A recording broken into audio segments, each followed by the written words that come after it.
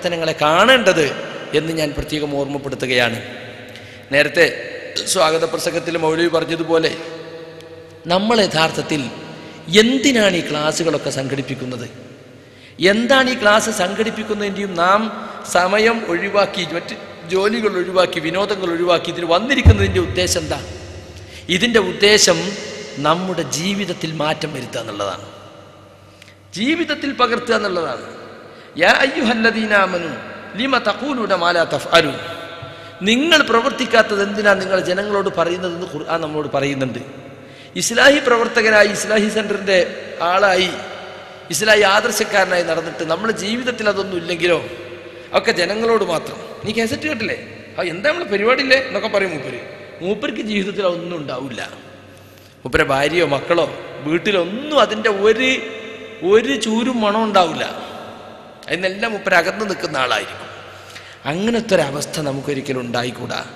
നമ്മൾ ഈ കേൾക്കുന്ന കാര്യങ്ങൾ അത് എനിക്ക് കൂടി ബാധകമാണല്ലോ എന്ന് നമ്മൾ ചിന്തിക്കണം. 10 കൊല്ലം ക്ലാസ് കേട്ടിട്ടും ഒരു മാറ്റമില്ലാത്ത മനുഷ്യന്മാർ, അതെന്താ മയ്യത്തിന് കിളിപ്പെടുത്തിയ മാതിരി എന്ന് പറയും. മയ്യത്തിന് കിളിപ്പെടുത്തിയ ഒരു പ്രതികരണം ഉണ്ടാവുന്നുണ്ടോ എന്ന മാതിരി ഇതിങ്ങനെ കേട്ടിട്ട് ഒരു മാറ്റമില്ല. പഴയ ദുസ്വഭാവങ്ങളൊക്കെ ഇപ്പോഴും ഉണ്ട്, പഴയ എല്ലാ ദുശ്ശീലങ്ങളും ഇപ്പോഴും ഉണ്ട്, ഒരു മാറ്റവും വരുത്തിയിട്ടില്ല. അങ്ങനത്തെ ഒരാളാണോ നാം എന്ന് നമ്മൾ ഓരോരുത്തരും ചിന്തിക്കണം. ഇന്ന് നമ്മൾ നമ്മളെക്കുറിച്ച് ചിന്തിക്കുന്ന ദിവസമാണ്. സ്വയം വിമർശനത്തിൻ്റെ, ആത്മവിമർശനത്തിൻ്റെ വേദിയാണിത്. നമ്മൾ നമ്മളെപ്പറ്റി ചിന്തിക്കണം. ഞാൻ അങ്ങനെയാണോ? ഞാൻ ഈ കേൾക്കുന്ന ക്ലാസ്സുകളൊക്കെ ജീവിതത്തിൽ പകർത്താനും എൻ്റെ കുടുംബത്തിലും വീട്ടിലും അത് നടപ്പിലാക്കാനും ഞാൻ ശ്രമിക്കാറുണ്ടോ?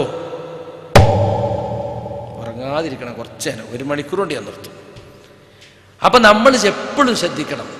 നമ്മൾ ഈ പറയുന്ന കേൾക്കുന്ന കാര്യങ്ങൾ ജീവിതത്തിൽ പകർത്താനും അതിലേക്ക് നമ്മുടെ കുടുംബത്തെ കൊണ്ടുവരാനും നമ്മൾ ശ്രമിക്കാറുണ്ടോ? കുടുംബത്തെ കൊണ്ടുവരിക എന്നത് ഞാൻ അടിവരയിട്ട് പറയട്ടെ. ചില ആളുകളുണ്ട്, മൂപ്പര് നല്ല ആദർശക്കാരനും സെൽഫിയൊക്കെ കാര്യം, വീട്ടിൽ പോയാലോ ആ വാക്യം മൂപ്പര് മിണ്ടൂല. മൂപ്പര് പുറത്തിങ്ങനെ പേരിനും ചൂരിനും ഒക്കെ വേണ്ടിയിട്ട് പത്രത്തിലൊക്കെ വരുമ്പോഴൊക്കെ ഇസ്ലാഹി സെൻറ്ററിൻ്റെ ആളാണ്, മറ്റിൻ്റെ ആളാണ്, എല്ലാ പൊതുരംഗത്തും ഉണ്ടാവും മൂപ്പര്. രാഷ്ട്രീയം ഉണ്ടെങ്കിൽ അതിലുണ്ടാവും, കൾച്ചർ സെൻറ്റർ ഉണ്ടെങ്കിൽ അതിലുണ്ടാവും, എല്ലാത്തിലും മൂപ്പരുണ്ടാവും. പക്ഷെ വീട്ടിൽ ഒരു ബന്ധം ഉണ്ടാവില്ല. അപ്പം നമ്മൾ നമ്മുടെ വീട് കൂടി ഇസ്ലാമികമാക്കാൻ ശ്രമിക്കേണ്ടതുണ്ട്.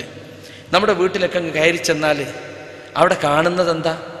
കുറേ സിനിമാ നടന്മാരെ ഫോട്ടോ, അല്ലെങ്കിൽ കുറച്ച് ക്രിക്കറ്റ് കളിക്കാരെ ഫോട്ടോ, അതുമല്ല പിന്നെ വീട്ടിൽ ഉള്ളിലേക്കൊക്കെ ചെന്നാൽ നമ്മളെ ഷോക്കേസിൽ കുറേ ജീവനുള്ളവയുടെ പ്രതിമ, അല്ലേ?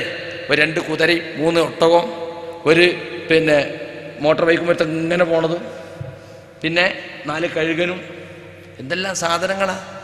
ജീവനുള്ളവരുടെ പ്രതിമ വീട്ടിൽ വെക്കാൻ കൊള്ളുമോ? പിന്നെ എപ്പോഴും മ്യൂസിക്കും പാട്ടും, എപ്പോൾ ചെന്നാൽ എപ്പോഴും മ്യൂസിക്കും പാട്ടും തന്നെയാണ്. ഒരു നേരം ഒഴിവില്ല. സുബഹി അവിടെ ഇല്ലെന്നോ, 7 മണിക്കാണ് എല്ലാവരും എണീക്കൽ, നേരം വെളിച്ചം വെച്ചിട്ട്. സുബഹിസ്കാരല്ല. എന്തൊരു ദുർഭാഗ്യവാനാണെന്ന് ആലോചിച്ചോക്കുകയാണ്. എന്താ പിന്നെ ക്ലാസ് കേട്ടിട്ട് കാര്യം? വല്ല കാര്യമുണ്ടോ? നമ്മൾ നമ്മളെക്കുറിച്ച് ചിന്തിക്കണം. ഓരോ പ്രസംഗങ്ങളും ക്ലാസ്സുകളും കേൾക്കുമ്പോൾ അതിൽ എന്നെ ബാധിക്കുന്ന കാര്യം ഉണ്ടോന്നാ. അത് മറ്റവനെ പറ്റി, അവനെ പറ്റി, ഓനെ പറ്റിയാണ് നമ്മൾ ഇപ്പോഴും ചിന്തിക്കുക. നമ്മളെ പറ്റിയാണ് ചിന്തിക്കൂല. അങ്ങനെ ചിന്തിക്കണം നമ്മൾ. ഇത് എന്നെ പറ്റിയാണ്, എന്നെക്കുറിച്ചാണ്, ഞാനാണ് ഇതിൻ്റെ, ഞാൻ കേൾക്കേണ്ട കാര്യമാണിത്. ആ നിലക്കുള്ളൊരു മാറ്റം നമുക്കുണ്ടാകണമെങ്കിൽ ഈ ക്ലാസ്സിൻ്റെ ഗൗരവം നമ്മൾ ഉൾക്കൊള്ളണം.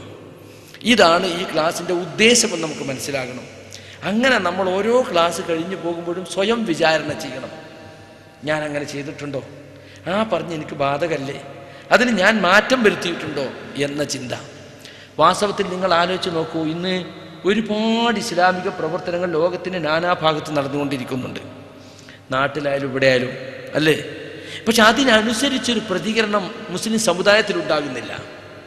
തീരെ ഇല്ല എന്നല്ല ഞാൻ പറയുന്നത്. വലിയ പ്രതികരണം മുമ്പത്തെ അപേക്ഷിച്ചുണ്ടെങ്കിലും നമ്മൾ ചെലവഴിക്കുന്ന ലക്ഷങ്ങൾക്കും കോടികൾക്കും അനുസൃതമായ, നമ്മൾ ഉപയോഗിക്കുന്ന മണിക്കൂറുകൾക്ക് അനുസൃതമായ ഒരു മാറ്റം ചിലയിടങ്ങളിലൊന്നും കാണുന്നേയില്ല. എന്തുകൊണ്ട് സംഭവിക്കുന്നതെന്ന് ചോദിച്ചാൽ ഇതിൻ്റെ വക്താക്കളായി രംഗത്ത് വരുന്ന പലർക്കും ഇഖ്ലാസ് എന്നൊരു സാധനമില്ല. എന്താ ഇഖ്ലാസ് പറഞ്ഞാൽ? ഇഖ്ലാസ് അള്ളാഹ്ക്ക് വേണ്ടി മാത്രമായിരിക്കുക, മറ്റാർക്കും മറ്റെന്തെങ്കിലും ഭൗതിക താല്പര്യങ്ങൾക്ക് വേണ്ടി ആകാതിരിക്കുക.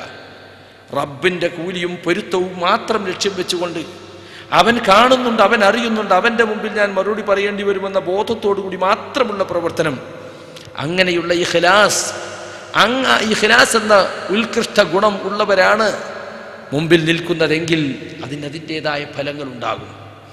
യാതൊരു ഇഖ്ലാസുമില്ലാതെ ഒരു ചടങ്ങെന്നോണം, പ്രത്യേകിച്ച് ഈ കാലഘട്ടത്തിൽ പൊലിമ കൂടുതലാണ് എല്ലാത്തിനും. മറ്റുള്ളവരെ കാണിക്കാനും അറിയിക്കാനും മറ്റുള്ളവർക്കിടയിൽ ഞെളിയാനും പൊങ്ങച്ചം കാണിക്കാനും ഒക്കെയുള്ള താല്പര്യം, റിയാ എന്ന് അറബിയിൽ പറയുന്ന അല്ലേ, അത് നമ്മൾ വരുന്നുണ്ടോ നമ്മൾ എപ്പോഴും പേടിക്കേണ്ട ഒരു കാര്യമാണ്.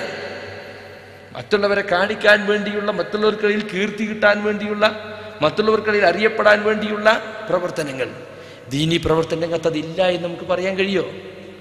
രാഷ്ട്രീയ രംഗത്തും സാമൂഹ്യ സംഘടനാ രംഗത്തുമൊക്കെ മുഴുവൻ നിറഞ്ഞു നിൽക്കുന്ന അതാണ്. ആളാകലും പൊങ്ങച്ചം കാണിക്കലും അല്ലേ, അത് നമ്മളറിയാതെ ദീനീ പ്രവർത്തന രംഗത്തേക്കും കടന്നു വരുന്നുണ്ടോ എന്ന് നാം പേടിക്കണം. അങ്ങനെ കടന്നു വന്നാൽ എന്തായിരിക്കും അവസ്ഥ? നാളെ പരലോകത്ത് ഏറ്റവും ആദ്യം വിചാരണ ചെയ്യപ്പെടുന്നത് ആത്മാർത്ഥതയില്ലാതെ ജനങ്ങളെ കാണിക്കാൻ വേണ്ടി അമൽ ചെയ്തവരെ പറ്റിയാണ്.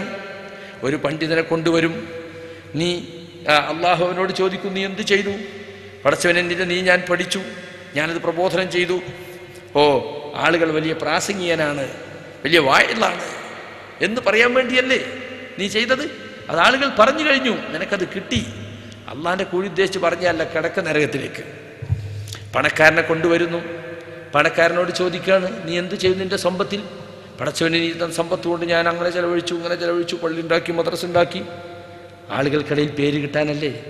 നീ പള്ളി ഉണ്ടാക്കുന്ന ആളാണ്, എല്ലാം കൊടുക്കുന്ന ആളാണ്, സദക്കൻ്റെ ആളാണെന്ന് അറിയപ്പെടാനല്ലേ? പത്രത്തിലും റിപ്പോർട്ട് ബുക്കിലും പേര് വരാനല്ലേ? നിന്നെ ആളുകൾ അധ്യക്ഷനാക്കാൻ വേണ്ടിയല്ലേ? അല്ലേ? അതൊക്കെ കഴിഞ്ഞു, അതെല്ലാം നിനക്ക് കിട്ടിക്കഴിഞ്ഞു, കിടക്ക നരകത്തിലേക്ക്. കണ്ടോ? അതുപോലെ അള്ളാഹിൻ്റെ മാർഗത്തിൽ യുദ്ധം ചെയ്ത ആള്, നീ എന്തു ചെയ്തു? ഞാൻ നിന്റെ മാർഗത്തിൽ ജിഹാദ് ചെയ്തു. ആളുകൾ നല്ല ശുജായിയാണ് നീ എന്ന് പറയാൻ വേണ്ടിയല്ലേ? അല്ലേ? ധീരനാണ്, നല്ല ധീരയോദ്ധാവാണെന്ന് പറയാൻ വേണ്ടി അത് പറഞ്ഞു കഴിഞ്ഞു, കിടക്ക നരകത്തിലേക്ക്. കണ്ടോ? അപ്പൊ ഇഖ്ലാസ് ഇല്ലാത്തവർക്ക് പരലോകത്ത് ലഭിക്കാനിരിക്കുന്നത് അവസാനം നരകമായിരിക്കും.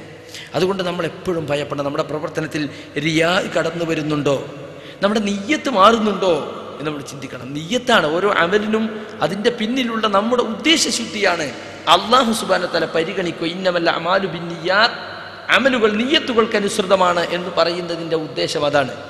ഞാൻ ഓതി വെച്ച സൂറത്തുൽ ഇൻസാനിലെ ആയത്തതാ പഠിപ്പിക്കുന്നത്.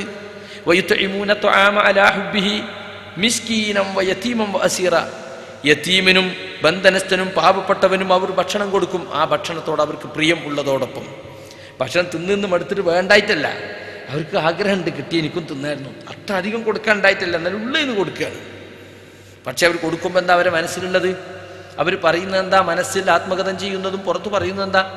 ഇന്നമാ നുത്ഇമുകും ലിവജ്ഹില്ലാ, അല്ലാഹുവിൻ്റെ വജ്ഹ് ഉദ്ദേശിച്ച് മാത്രമാണ് ഞങ്ങൾ നിങ്ങൾക്ക് ഈ ഭക്ഷണം തരുന്നത്. ലാ നുരീദു മിൻകും ജസാഅൻ വലാ ശുകൂറാ, നിങ്ങൾ ഇന്ന് നീ എന്തെങ്കിലും ഒരു പ്രത്യുപകാരമോ ഒരു നന്ദിയോ ഞങ്ങൾ പ്രതീക്ഷിക്കുന്നില്ല. ഇന്നാ നഖാഫു മിർ റബ്ബിനാ യൗമൻ നബൂസം ഖംതരീറാ, ഞങ്ങൾ പരലോകത്ത് ഭയപ്പെടുന്നു, അന്ത്യനാളിനെ ഞങ്ങൾ ഭയപ്പെടുന്നുണ്ട്, അതുകൊണ്ടാണ് ഞങ്ങൾ നിങ്ങൾക്ക് ഇതൊക്കെ തരുന്നത്. അപ്പം നമുക്ക് ഇഖ്ലാസ് കുറഞ്ഞു പോകാനുള്ള കാരണം എന്താ? അന്ത്യദിനത്തെക്കുറിച്ചുള്ള നമ്മുടെ വിശ്വാസം എപ്പോൾ കുറഞ്ഞു പോകുന്നോ അപ്പോഴാണ് നമുക്ക് റിയാ കടന്നു വരുന്നത്, ഇഖ്ലാസ് ചോർന്നു പോകുന്നത്. നമ്മളേറെ പ്രാർത്ഥിക്കേണ്ട ഒരു കാര്യം, പടച്ചവൻ എനിക്ക് ഇഖ്ലാസ് നൽകണേ. നമസ്കാരത്തിൽ ഇഖ്ലാസ്, നോമ്പിൽ ഇഖ്ലാസ്, ദീനീ പ്രവർത്തനങ്ങളിൽ ഇഖ്ലാസ്, എല്ലാ രംഗത്തും എനിക്ക് ഇഖ്ലാസ് പ്രദാനം ചെയ്യണേന്ന് നമ്മൾ ഏറെ പ്രാർത്ഥിക്കേണ്ട ഒരു കാലമാണ്. റുബ്ബ സ്വാഇമിൻ ലൈസ മിൻ സുയാമിഹി ഇല്ലല്ലാഹ്, എത്രയെത്ര നോമ്പുകാരുണ്ട് അവരെ നോമ്പ് കൊണ്ട് പട്ടിണി കിട്ടിയെന്ന് മാത്രം, വിശപ്പും താവും സഹിച്ചു എന്ന് മാത്രം, വേറൊന്നും അവർക്ക് കിട്ടിയില്ല. വറുബ്ബ ഖായിമിൻ, രാത്രി നിസ്കരിക്കുന്ന എത്ര ആളുകളുണ്ട്, ലൈസ മിൻ ഖിയാമിഹി ഇല്ല സഹർ, രാത്രി നിസ്കരിച്ചിട്ട് അയാൾക്ക് ഉറക്കം ഒഴിച്ചു എന്ന് മാത്രം. ആ രീതിയിൽ ഇബാദത്തുകൾ പോലും നഷ്ടപ്പെടുന്ന അവസ്ഥ, അള്ളാഹുവിങ്കൽ മഖബൂലാകാത്ത അവസ്ഥ. ഏതൊരു അമലും അള്ളാഹുവിങ്കൽ കബൂലാകണമെങ്കിൽ, അള്ളാഹുവിൽ സ്വീകാര്യമാകണമെങ്കിൽ ഒന്നാമത്തെ ഷർത്താണെന്ത്? ഇഖ്ലാസ്. അതുകൊണ്ട് അതിനെ സംബന്ധിച്ച് മുജാഹിദ് പ്രവർത്തകരെ ഓരോരുത്തരും, ഇസ്ലാഹി സെൻറ്ററിൽ വരുന്ന ഓരോരുത്തരും സ്വയം ആലോചിക്കണം, എനിക്ക് ഇഖ്ലാസ് ഉണ്ടോ? ഞാനിതിനൊക്കെ ഓടിച്ചാടി നടക്കണം എന്തിനാ? ഞാൻ എൻ്റെ സമയം ഒഴിവാക്കി ക്ലാസ്സിന് വരുന്നത് എന്തിനാ? എനിക്കിതിൽ ഇഖ്ലാസ് ഉണ്ടോ? ഞാൻ പടച്ചോൻ്റെ പ്രീതിയും പെരുത്തോ ഉദ്ദേശിച്ചിട്ടാണോ? ഇന്നെ ഞാൻ മരിച്ചാലും നാളത്തേക്ക് എനിക്ക് ഉപകാരപ്പെടണമെന്നുള്ള കാണോ ഞാനിത് ചെയ്യുന്നത് എന്ന് ഒരാത്മവിചാരണ നടത്താൻ വാസ്തവത്തിൽ നാം തയ്യാറാകേണ്ടതുണ്ട്. സുഹൃത്തുക്കളെ, ഇസ്ലാഹി പ്രവർത്തകൻ എന്ന് പറഞ്ഞാൽ ആൾക്കൂട്ടത്തിൽ ഒരുവനല്ല. ഇസ്ലാഹി പ്രവർത്തനം മറ്റാൾക്കൂട്ടങ്ങളെപ്പോലുള്ള വെറും ഒരാൾക്കൂട്ടമല്ല. പിന്നെയോ വിശ്വാസത്തിലും കർമ്മത്തിലും ആചാരത്തിലും സ്വഭാവത്തിലും പെരുമാറ്റത്തിലും ഇടപാടുകളിലുമെല്ലാം വ്യതിരിക്തത പുലർത്തുന്ന കൃത്യമായ വ്യക്തിത്വത്തിൻ്റെ ഉടമകൾ, അവരുടെ കൂട്ടായ്മയാണ് ഇസ്ലാഹി കൂട്ടായ്മ എന്ന് പറയുന്നത്. വെറും ഒരാൾക്കൂട്ടമല്ല.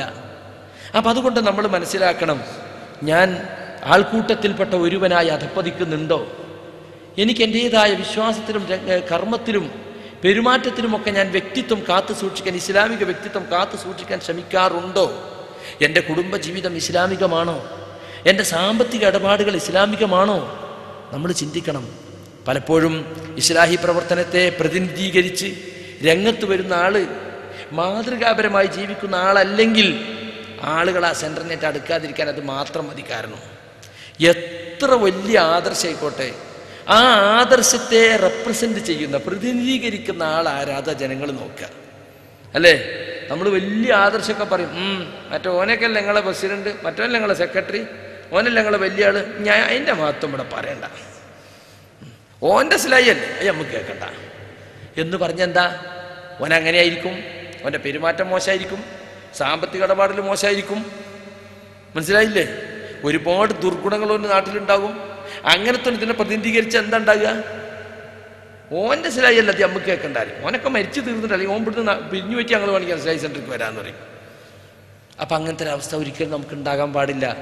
നമ്മൾ മാതൃകാപരമായി ജീവിക്കണം. അതിനാണല്ലോ ഈ ക്ലാസ്സും കാര്യങ്ങളൊക്കെ നമ്മൾ സംഘടിപ്പിക്കുന്നത്. നമ്മളെ പിന്നാലെ പിശാച് കൂടിയിട്ട് നമ്മളെ നരകത്തിലെത്തിക്കലാണ് അവൻ്റെ അജണ്ട. അതിന് നിന്നു കൊടുക്കാതിരിക്കലാണ് നമ്മുടെ കടമയും. ഇന്ന ശൈത്താന ലക്കും അദുവ്വൻ ഫത്തഖിദൂഹു അദുവ്വ, പിശാച് നിങ്ങൾക്ക് പ്രത്യക്ഷ ശത്രുവാണ്, അവനെ നിങ്ങൾ ശത്രുവായി തന്നെ കാണണം. അല്ലാഹുവാ പറയുന്നത്, അല്ലേ? ലഅഖഉദന്ന ലഹും സിറാത്തകൽ മുസ്തഖീം സുമ്മ ലഅതിയന്നഹും മിൻ ബൈനി ഐദീഹിം വമിൻ ഖൽഫിഹിം വഅൻ അയ്മാനിഹിം വഅൻ ശമാഇലിഹിം വലാ തജിദു അക്തറഹും ശാകിരീൻ. അള്ളാഹിനോട് വെല്ലുവിളിക്കാണ് ഇബ്ലീസ്. അവനെ പുറത്താക്കി, ശപിച്ച് പുറത്താക്കിയപ്പോൾ പറയാണ്, നിന്റെ അടിമകൾ സിറാത്തുൽ മുസ്തഖീമിൽ, യഥാർത്ഥ ചൊവ്വായ മാർഗത്തിൽ പ്രവേശിച്ചാൽ ഞാനതിൽ കുത്തിയിരിക്കും, അവരെ തടസ്സം ചെയ്യും, മുമ്പിലൂടെയും പിന്നിലൂടെയും വലത്തും ഇടത്തും ഞാൻ ആ ഭാഗത്തൂടെ ഞാൻ അവരെ സമീപിക്കും. എന്നിട്ട് അവരിലധികം ആളുകളെയും ഭൂരിപക്ഷത്തെയും നിനക്ക് നന്ദി കാണിക്കുന്നവരായി കണ്ടെത്താൻ നിനക്ക് കഴിയില്ല. അപ്പൊ പടച്ചോൻ എന്താ പറഞ്ഞത്? നിനക്ക് കിട്ടാവുന്നവരൊക്കെ നീ പിടിച്ചടോ. എൻ്റെ മുഖലസീങ്ങളായ അടിമകളെ വഴിപഴപ്പിക്കാൻ നിനക്ക് കഴിയില്ല. അവരെ മേൽ നിനക്കൊരു അധികാരവുമില്ല. പ്രേരണ ചെലുത്താനും അവരെ പോയിട്ട് വസുവാസാക്കാനൊക്കെ ശ്രമിക്കുന്നു മാത്രം. പക്ഷേ അവരെ നിർബന്ധിച്ച് ശിർക്കോ കുഫറോ വിദഗ്ധം ചെയ്യാൻ അധികാരം നിനക്കില്ലല്ലോ. നിന്റെ ദുരുപദേശമല്ല, നീ നടത്തിക്കോ, ഈ ഖിലാസുള്ളവരെ അതിൽ വീഴൂല എന്ന് പറഞ്ഞിട്ട് അവനെ സർവതന്ത്ര സ്വതന്ത്രനായി അല്ലാഹു സുബ്ഹാനഹു വ തആല വിട്ടിരിക്കുകയാണ് ഈ ലോകത്തേക്ക്. നിങ്ങൾ നോക്കൂ, മലക്കിൻ്റെ ലോകത്ത് ഇബ്ലീസിൻ്റെ പ്രവർത്തനമില്ല, ഉണ്ടോ? ഇല്ല. ഈ ദുനിയാവിൽ ജിന്നിനെയും മനുഷ്യനെയും വൈഭവിപ്പിക്കാണ്. ജിന്നിൽപ്പെട്ട പിശാചും മനുഷ്യരിൽപ്പെട്ട പിശാചും. അതിനെക്കുറിച്ചുള്ളൊരു ജാഗ്രത നമുക്കുണ്ടോ? ചിലർക്കൊക്കെ ഒരു എന്തെന്നില്ലാത്ത ഒരു ആത്മവിശ്വാസം, ഞാനൊക്കെ പേക്ക്, ഞാനൊക്കെ ആരാ, ഞാൻ എത്ര കാലം ഇസ്ലാഹിയായിട്ട്, എൻ്റെ ഇപ്പാൻ്റെ അപ്പിയും കൂടി മുജാഹിദാ. അങ്ങനത്തെ തറവാട്ട് മുജാഹിദീങ്ങൾ, പരമ്പരാഗത മുജാഹിദ്. ഓൻ്റെ സർവീസ് കേട്ടാൽ നമ്മളൊക്കെ മൂക്കത്ത് ബെല്ലച്ചു.